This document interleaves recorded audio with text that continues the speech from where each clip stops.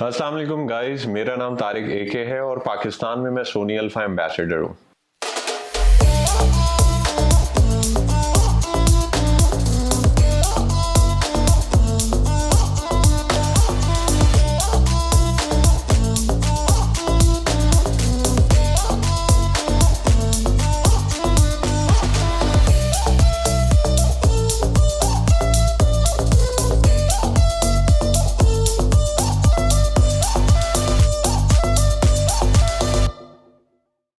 पाकिस्तान में सोनी अल्फा और इनोवी टेक्नोलॉजी की कोलैबोरेशन की वजह से ये पूरी सीरीज़ ऑफ वर्कशॉप्स आपके साथ शेयर की जा रही हैं।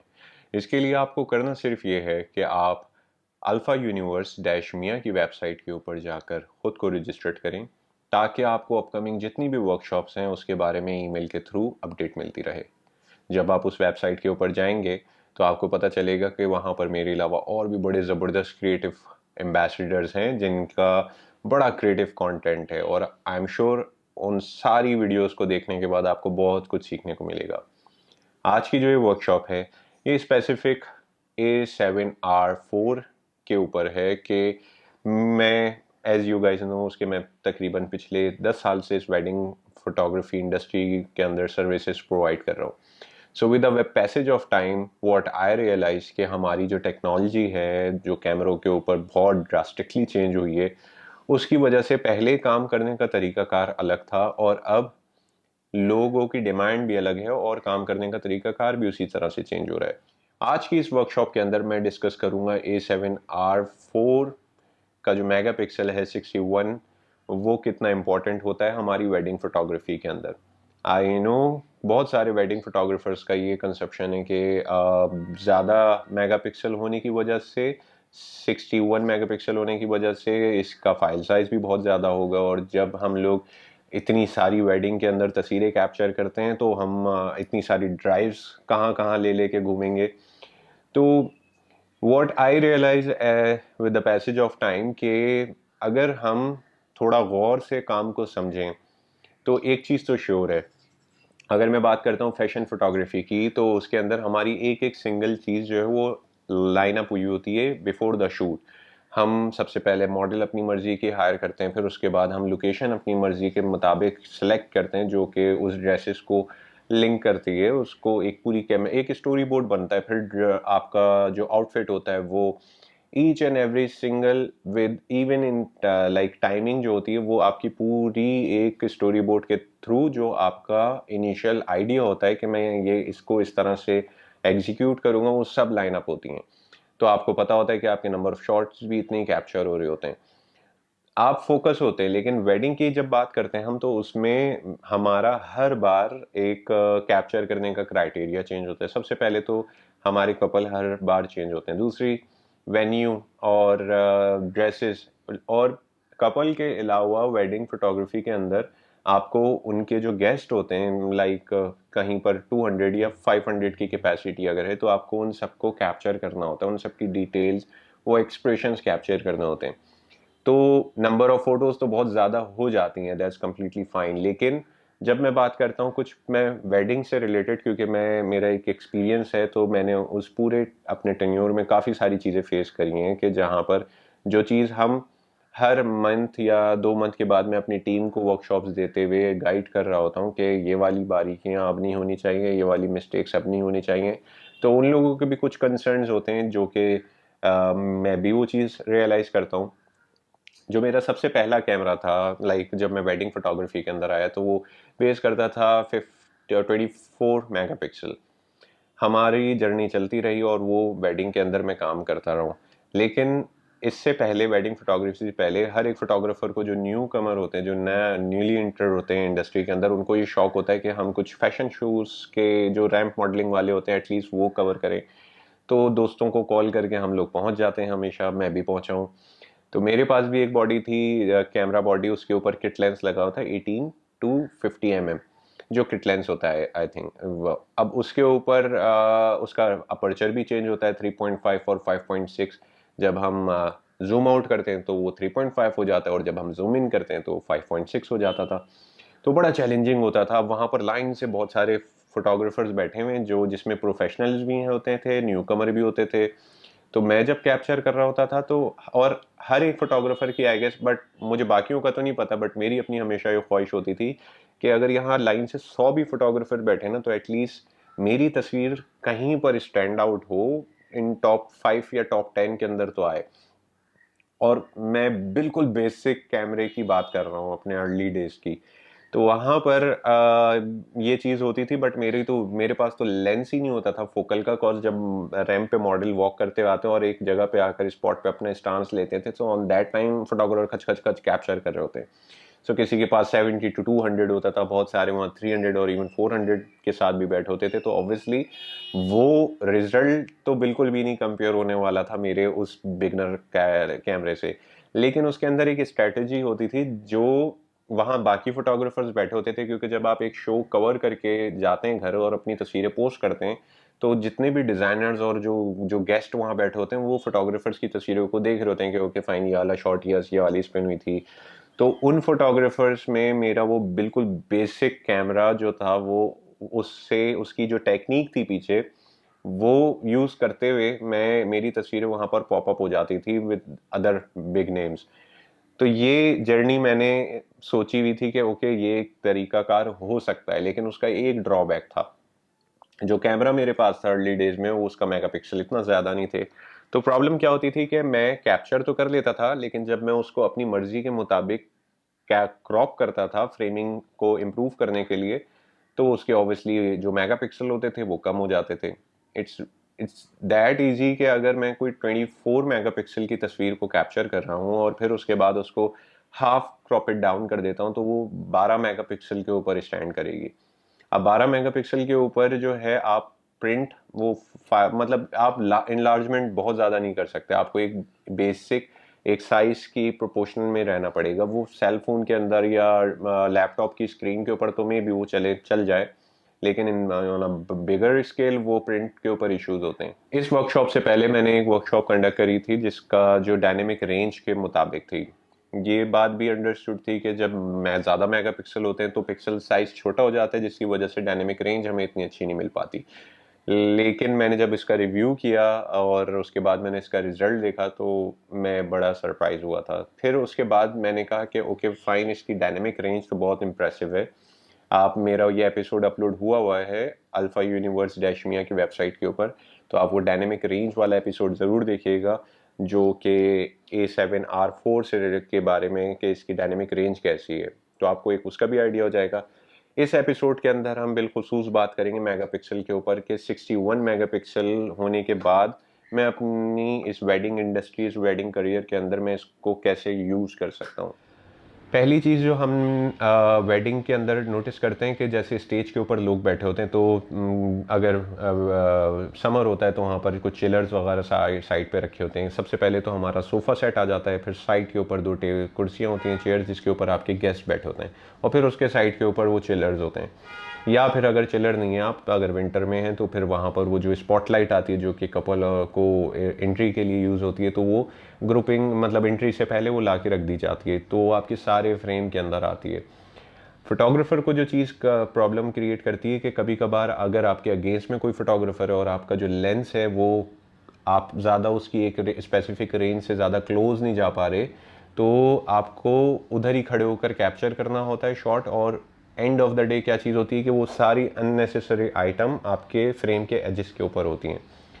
फिर आप उसको अगर एडिट करते हैं, क्योंकि हम लोगों का जो तरीकाकार है, हम अपने हर एक क्लाइंट को कैप्चर करने के बाद रॉ फोटोज़ उसको एडिट करते हैं लाइट रूम, जिसमें हम अपनी क्लाइंट्स की फ्रेमिंग और कलर एडजस्टमेंट करते हैं और फिर उसके बाद एडिट करके उन्हें डिलीवर करते हैं।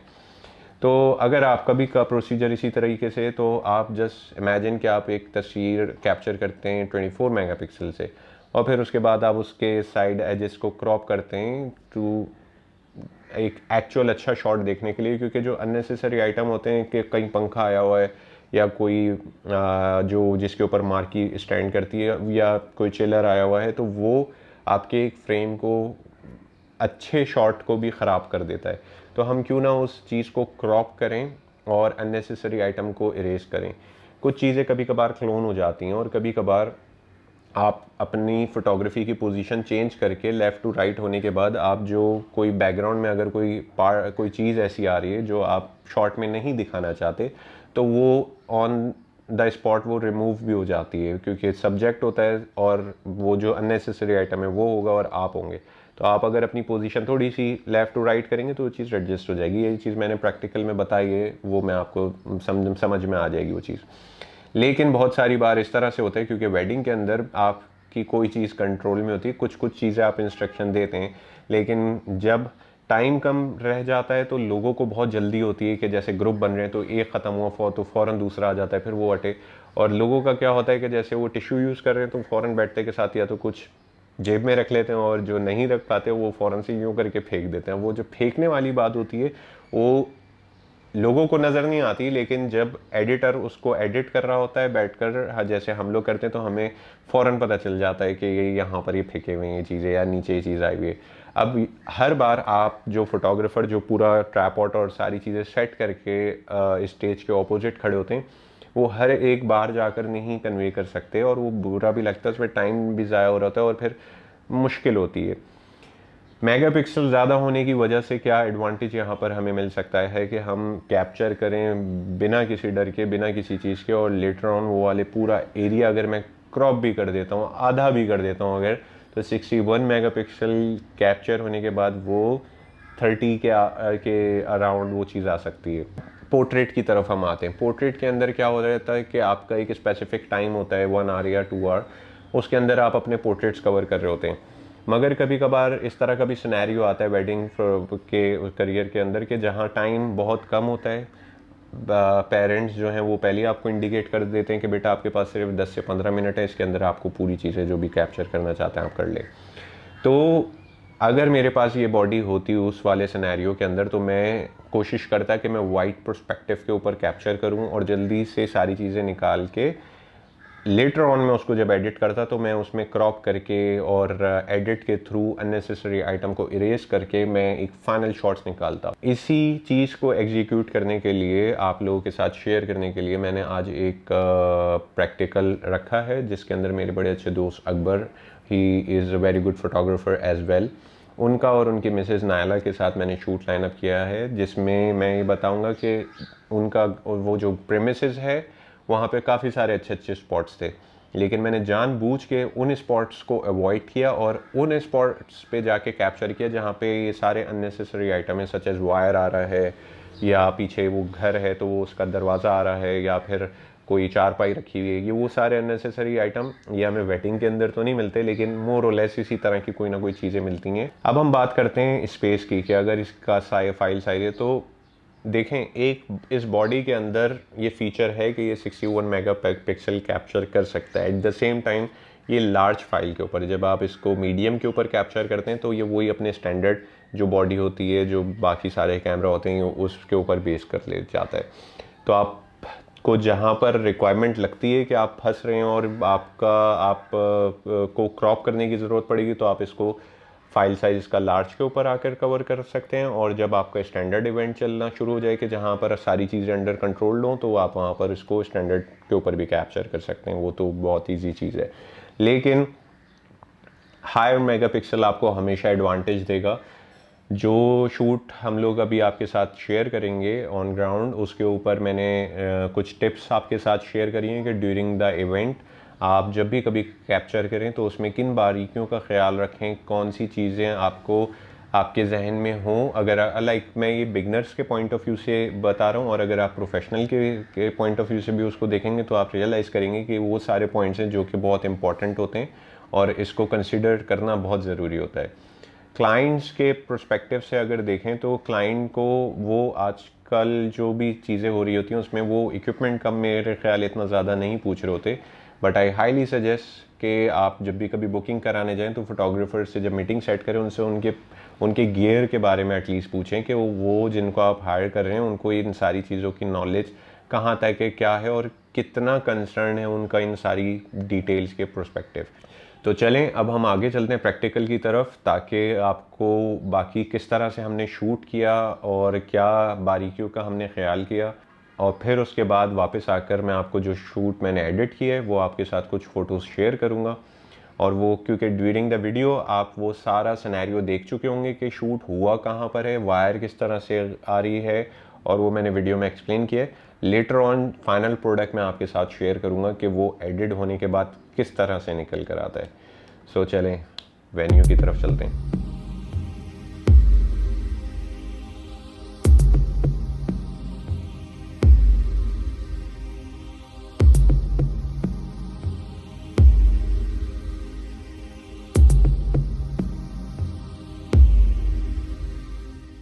सो अभी एट द मोमेंट मैं 70 to 200 यूज़ कर रहा हूँ f2.8 और along with of course A7R4। कुछ शॉट्स हम लोग लेते हैं और फिर उसके बाद मैं ये एरिया आप जैसे देख रहे हैं तो यहाँ पर कुछ ये दरख्त है और पीछे बॉल पड़ी है, चारपाई है। कभी कभार कुछ इस तरह से होता है कि हम चीज़ें मूव नहीं कर पा रहे होते हैं, तो उसको रहते हुए और फ्रेम अगर बनाना हो मुझे, तो ये पूरा एरिया मुझे कवर करना है अगर, तो मैं शॉट उस जगह पे जाकर कैप्चर करूँगा और फिर लेटर ऑन हम उसको दिखाएंगे। मैं आपको एक्चुअल शॉट्स भी दिखाऊंगा और पोस्ट के बाद हम किस तरह से उसको फाइनल प्रोडक्ट निकालते हैं वो भी दिखाऊंगा। तो फिर अभी हम पहला शॉट लेते हैं।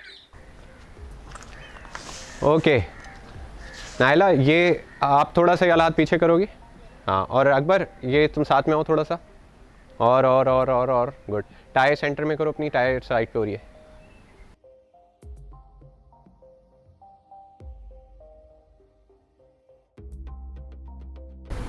अभी मैं जो शॉट्स ले रहा हूँ उसमें पीछे ट्री आ रहा है पूरा का पूरा, तो मेरे सब्जेक्ट के एग्जैक्ट पीछे जब होगा तो वो इतने शॉट मज़े के नहीं आएंगे।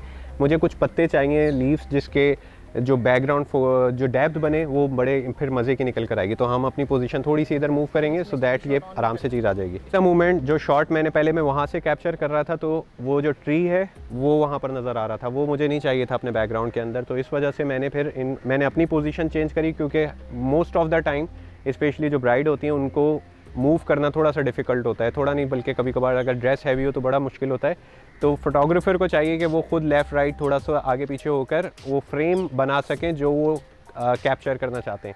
अभी जो मैंने अपनी पोजीशन ली हुई है वहाँ पर वो घर एक आ रहा है जो मैं अपने चाहूँगा कि मेरे फ्रेम में नहीं आए, लेकिन अगर कैप्चर हो भी जाता है, बिकॉज वेडिंग के अंदर बहुत जल्दी शॉट्स आ रहे होते हैं, आपको कैप्चर करने से आप ना डरें। लेटर ऑन हम कहाँ किस तरह से क्रॉप करके एक सब्जेक्ट के क्लोजअप्स निकाल सकते हैं विद 61 मेगापिक्सल। ये अब हम इस शॉट के बाद कैप्चर करके देखते हैं।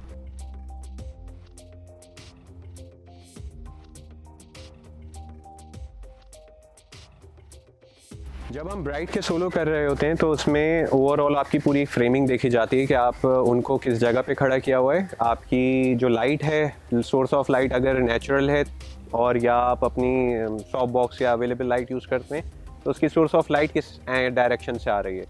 अभी एट द मोमेंट ये सनलाइट नेचुरल लाइट है, मैंने कोई और एक्सटर्नल लाइट नहीं करी, just to make it simple. अगर सब्जेक्ट के ऊपर ये लाइट आ रही है तो फिर उसके बाद हमें अगर सोलो शॉट्स लेने तो मेरा फ्रेम अगर ये पूरा एरिया कवर भी हो जाता है, उसके बावजूद मैं ये जो नेकलेस है इसकी डिटेल किस तरह से निकलेगी मैं इसमें आपको ये दिखाऊंगा। बिकॉज इसमें जो इनके जो कान के पास जो पूरा वो एक फ्लावर का एक वो उसको भी क्लोजअप्स अगर मैं इस एंगल से लूँगा तो किस तरह से वो शॉट्स निकल कर आएंगे। अगर हम वाइड जाते हैं और फिर क्रॉप करते हैं तो एक टू बी सेफ साइड हमारे पास काफ़ी सारे शॉट्स और काफ़ी सारे डिफरेंट फ्रेमिंग क्रिएट होने के चांसेस हो जाते हैं ड्यू टू 61 मेगापिक्सल। तो हम कुछ शॉट्स लेते हैं इनके सोलो।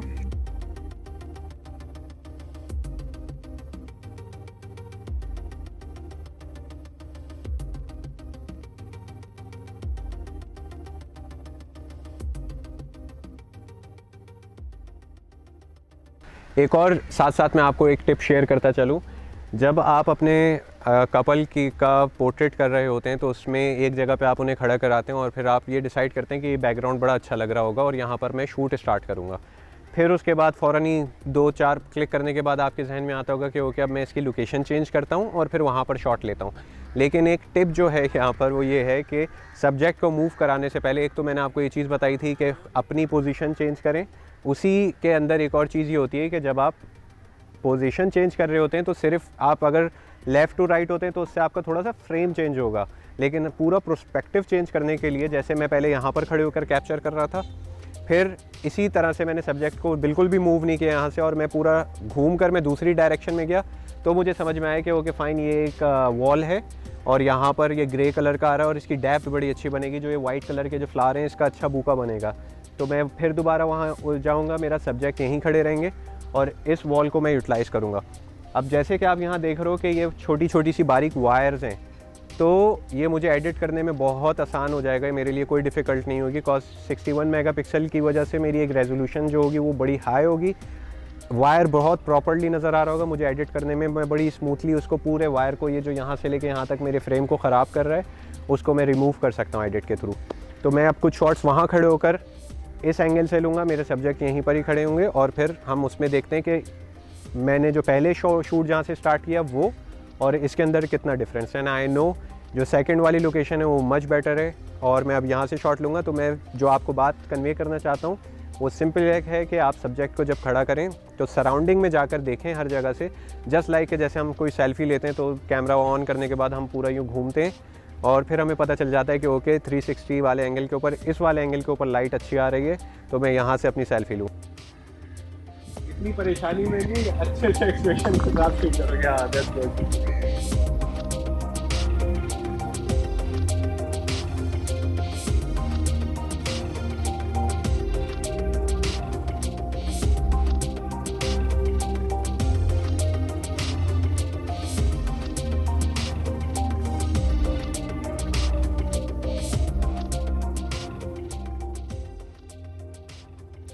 ओके, मैंने 85 mm लगाए 1.8। अब यहाँ पर मैं कुछ शॉट्स लूँगा क्योंकि पहले जो था वो सिनेरियो अलग था, वो बैकग्राउंड अलग था। यहाँ पर बैक साइड के ऊपर मेरे पूरे ग्रीन लश ग्रीन ट्रीज़ और वो लीव्स हैं। सो 85 के लगाने के बाद जो डेप्थ आएगी वो मुझे चीज़ चाहिए थी। बाकी यहाँ पर क्रॉप करने वाली कोई चीज़ नहीं है, लेकिन कपल के क्लोज़अप्स मुझे इसी सिंगल शॉट से मैं उसको लेटर ऑन एडिट करके कर सकता हूँ। तो यहाँ पर हम कुछ शॉट लेते हैं।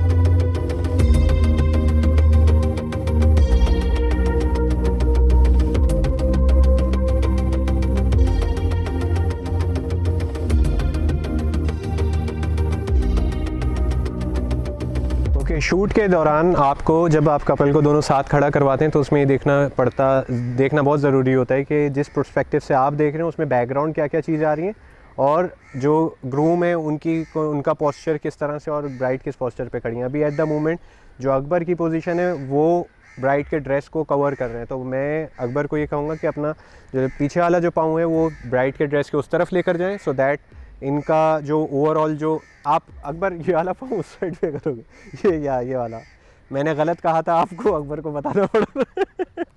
I am just kidding. आप थोड़ा सा और आगे आगे बेसिकली उस साइड पे होंगे, थोड़ा सा पीछे जाओगे और बस ठीक है। अब ये आप देखें एक फील पूरे ड्रेस की आपको एक प्रोमिनेंट हो रहा है। और अकबर को थोड़ा सा क्रॉस अगर हम करें या थोड़ा सा और बाहर आओगे, जेब में कुछ है इस वाली, ठीक है, ऑलराइट। इन लोगों को मैंने अगेंस्ट द सन खड़ा किया हुआ है कॉज लाइट मेरे पास यहाँ पर आ रही है और A7R4 के अंदर की जो डायनेमिक मैंने पहले एक ट्यूटोरियल बनाया हुआ है उसके ऊपर, इसकी बड़ी अच्छी स्ट्रॉन्ग है। तो यहाँ पर मुझे उसमें कोई डरने की कोई बात नहीं है। तो हम कुछ शॉट्स लेते हैं जल्दी कॉज इनका जो फ्लेयर आ रहा है और जो लश ग्रीन ग्रास जो हुई है इस पर बड़े अच्छे शॉट्स हमारे पास निकल कर आते हैं।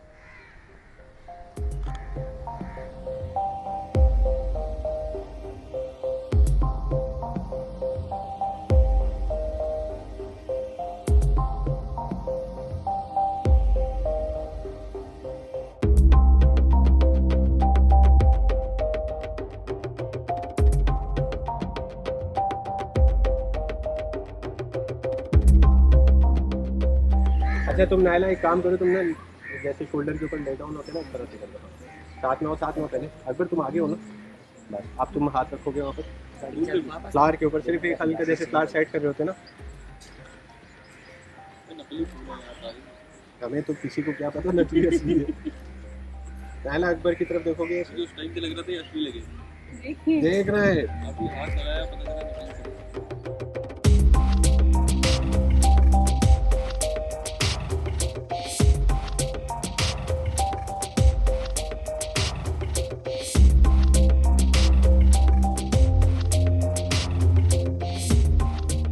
अभी जो मैं लेंस यूज़ कर रहा हूँ ये है 24-105 f4 और थोड़ा सा ऊपर कॉज ये पूरा लश ग्रीन एरिया है, यहाँ पर मुझे कुछ शॉट्स टॉप एंगल से लेने और जब आप एक कोई भी शॉट अपना एक फ्रेम बनाए तो उसमें ये चीज़ें देखें कि बैकग्राउंड में कोई छोटी मोटी ऐसी चीज़ें जो आपको लेटर ऑन फोटोशॉप में फिक्स करनी हो, अगर वो पहले शूट से पहले उठ जाए तो ज़्यादा अच्छा है। अब मैं जिस एंगल के ऊपर हूँ तो मुझे यहाँ पर कुछ पत्ते और कुछ थैली नज़र आ रही है, तो ऑब्वियसली वो शॉट कैप्चर करने से पहले मैं उसको रिमूव कराऊँगा।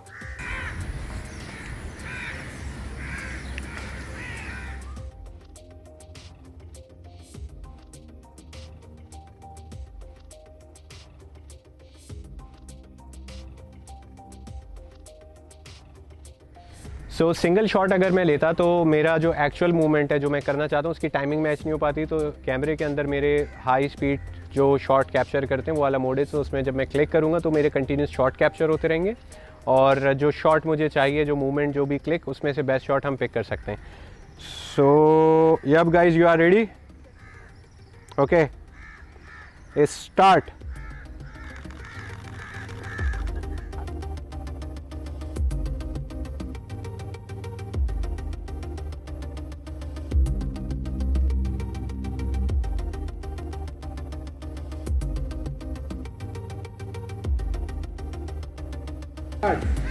Jump Akbar jump. मुझे ये करनी थी यार।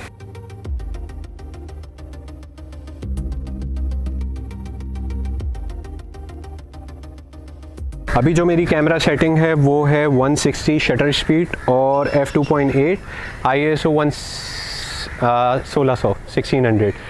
बेसिकली लोग एक गलती करते हैं कि लेंस उनका 70 to 200 होता है और उसमें शटर स्पीड 100 और लेस देन 100 कर लेते हैं, तो उसमें थोड़ी सी शेकनेस आ जाती है। सो मैं कंसिडर करता हूँ कि 160 मिनिमम, बहुत ही कोई मुश्किल सिनेरियो है कि बिल्कुल ही अंधेरा है तो फिर आप 100 तक चले जाएं और उसमें हाथ को बहुत स्टेबल रखें, यूं करके कैप्चर ना करें, नहीं तो उसमें ऑब्वियसली वो शेकनेस और वो ब्लर होने के चांसेस हैं। सो हम यहाँ पर दोबारा से हमने लोकेशन चेंज करिए, कुछ शॉट्स लेते हैं।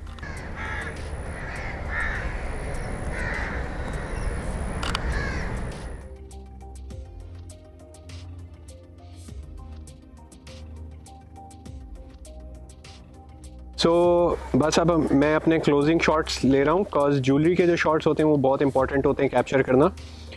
और नायला की यहाँ पर ज्वेलरी बहुत प्यारी है, इसके कुछ क्लोजअप्स हम लोग ले रहे हैं। लाइट मैंने साइड बाय साइड रखी हैं just to let the detail, और जो शार्पनेस होगी और फिर जो पीछे जो लाइट जल रही हैं उसकी बड़ी अच्छी डेप्थ क्रिएट होकर आएगी। मैनुअल फोकस का एक सबसे बड़ा एडवांटेज ये हो जाता है कि आपको कोई कॉज जब लाइट के थ्रू हमारे ये कैमरे फोकस करते हैं तो उसमें वो जहाँ लाइट ज़्यादा आ रही होती है वही स्पेसिफिक पार्ट फोकस कर पा रहे होते हैं। लेकिन मैनुअल करने में मुझे जिस तरह से नेकलेस को हाईलाइट करना है, थोड़ी सी और स्माइल नायला, दैट्स गुड, तो मैं वो स्पेसिफिक पार्ट को फोकस कर सकता हूँ, जो नेकलेस के जो भी जहाँ पर जो मुझे फोकस करना है area. So this is the final shot. इसके बाद हम अपना शूट को पैकअप करेंगे।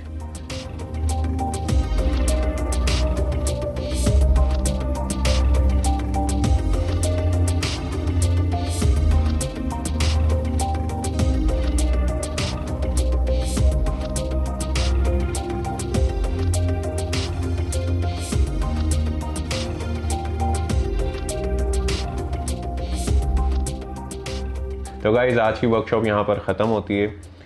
आई होप कि A7R4 के जो गेम्स हैं, डायनेमिक रेंज का तो मैंने पहले रिव्यू किया था, आज के दिन मैंने इसका मेगापिक्सल के ऊपर रिव्यू किया है और personally I really like it. और आप लोगों को कैसी लगी मुझे ज़रूर बताइएगा। मुझे आप इंस्टाग्राम के ऊपर इनबॉक्स करके अगर कोई क्वेश्चन हो तो पूछ सकते हैं, और मेरे यूट्यूब चैनल के ऊपर आप लोग सब्सक्राइब कर सकते हैं for more updates and videos.